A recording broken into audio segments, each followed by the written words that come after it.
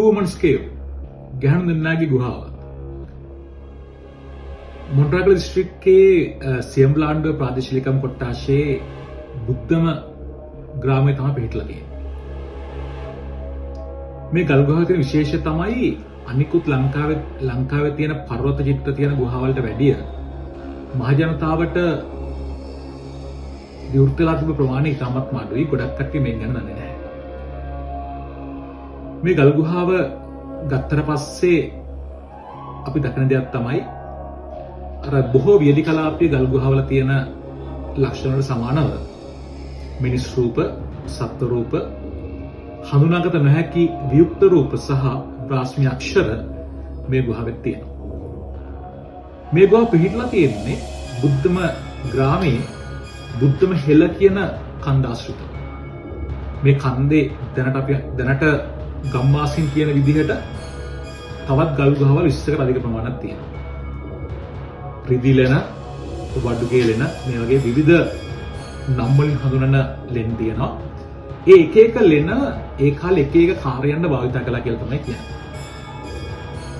මෙතන තියෙන වැදගත්ම කාරණා තමයි ආර්යයන් ලංකාවට ආවට පස්සේ ජනාවාස වලටපත් වුණ පළවෙනි ප්‍රදේශ අතර බුද්ධමත් එකක්. ඒ නිසා මේක ඉතිහාසය ඉතා ඈතට දිව යනවා.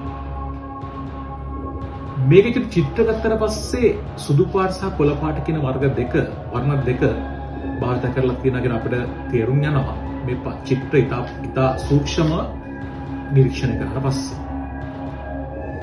ඊට පස්සේ මේක තවදුරටත් අපි හඳුනාගන්න යද්දී රාජ් සෝමදේව මහතා වරක ප්‍රකාශ කරන ඔහුගේ කෘතියක් ඔහු ඉදිරිපත් කරනවා වෙල්ලස්සේ උරුමය කියලා.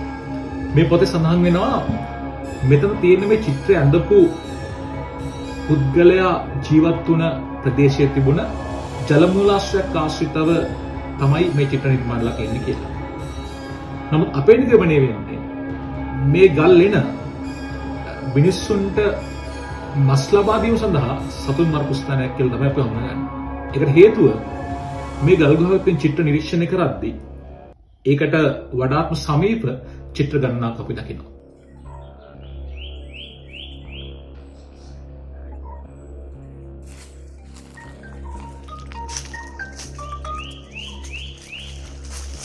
මේ වෙලාවේ අපි ඉන්නේ සියම්ලාන්ඩුව ගැහැණු දෙන්නයි ගල්ගේ අසල. මේ ගල්ගේ අතිශය වැදගත් වෙනවා රොක් කාර්ඩ්ස් ගැන කතා කරද්දී. එහෙම නැත්නම් ඇෂ් පේන්ටින්ග්ස් කියලා කියනවා.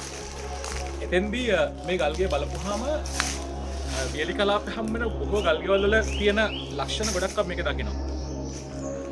රාජ් සෝමදේව මහතා කියන විදිහට වියලි කලාපේ ගල්ගෙවල් වල ප්‍රධාන රූප වර්ග තුනක් තියෙනවා.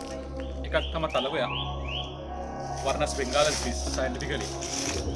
දෙවැනි එක අපි දකිනවා සමහරක් වෙලාවට ගොඩක් තැන්වලදී අපි දකිනවා හැලකිමුලෙත් දකිනවා crocodiles palstralis සහ ඒෂියන් එලිෆන්ට් අලියා එලිෆන්ට් මැක්සිකස් ඊළඟට ගොඩක් තැන්වල මනුස්සයෙක්ගේ රූපයක් දකිනවා.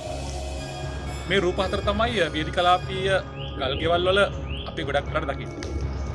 මේ ගැහැණු දෙන්න ගල්ගෙ දැක්කට පස්සේ අපි දකින්නේ ඒකෙන් පැහැදිලි වශයෙන්ම අපි රූප තුනක් දකිනවා. එකක් තමයි තලගොයේ. අනිත් අලියෙක් ඉන්නවා. තුන්වෙනි එක අපි දකිනවා මිනිස් රූප දෙකක් හෝ තුනක් මේකේ තියෙනවා පැහැදිලි නැහැ.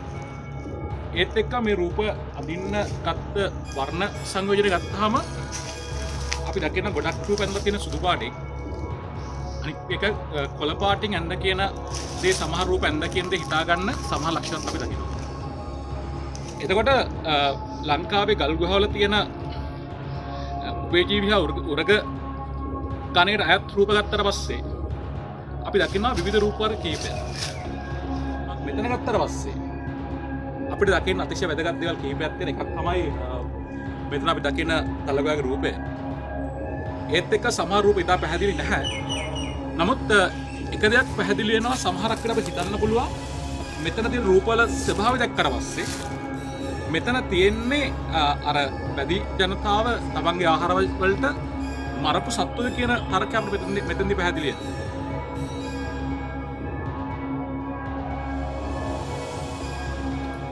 මේ රූපේ ගල් ගුහාවේ තියෙන බොහෝ චිත්‍ර ඇතුළත් වෙනවා. ඒ වලින් අපි හඳුනගන්නේ මරලා වේලෙන්න දාපු මේක හරි ගෝනෙක් හරි කියලා. B වලින් හඳුනගන්නේ කුරුල්ලෙක් අනිවාර්යයෙන්ම වෙන්න ඕන. කොමරන් කෙනෙක්, එහෙම නැත්නම් දියකාවෙක්. දියකාවගේ මස් මීට කලින් අනුගම කරා කියලා ඉතිහාසයේ බොහෝ සාක්ෂි තියෙනවා. C එකෙන් හඳුනගන්න සතාව හරියටම නිර්ණය කරන්න අමාරුයි. නමුත් D වලින් තලගොයෙක් වෙන්නම ඕන. වර්නස් බෙන්ගාලෙන්සිස් වැඩි ජනතාවගේ අතිශය ප්‍රියතම ආහාරයක් වෙනවා තලගොයා, එහෙම නැත්නම් වර්නස් බෙන්ගාලෙන්සිස්. G වලින් හඳුනාගන්න සතුන් දෙන්න හරියට නිශ්චය කරන්න බෑ. ඒත් එක්කම H වලින් අලියෙක් කියලා තමයි අපි හඳුනාගන්නේ. ඒ වගේම F අක්ෂරයෙමුත් අලියෙකුට සමාන ලක්ෂණ පෙන්වන්න කරනවා. E වලින් මුවෙක් හරි ගෝනෙක් හරි වෙන්න ඕන. ඊට පස්සේ මේ ස්ථානයේ සතුන් දඩයම් කළ සතුන් මැරුව කියන කතාවට තවත් සාක්ෂි තමයි මේ රූපය. මෙතන පෙන්වන්නේ ඌරෙක් සහ මිනිසෙක්ගේ රූපයක්. ඌරව පාලනය කරන ආකාරයක් පේනවා. ඒකත් එක සාක්ෂියක් වෙන්න පුළුවන් අපේ නිගමනයට. එතකොට සෝමදේව මහත්තයා කියන්නේ කියන තර්කයට අතිශය සාධාරණ හේතුන් තියෙන්න පුළුවන්. ඒක නිවැරදි වෙන්න පුළුවන්. නමුත් අපේ තර්කය වෙනස් එකක්. අපේ තර්කය හරි කියලා කියන්න, ඒ තර්කයක් ගැලපෙනවා කියලා කියන්න අපි මේ සාක්ෂි ඉදිරිපත් කරනවා.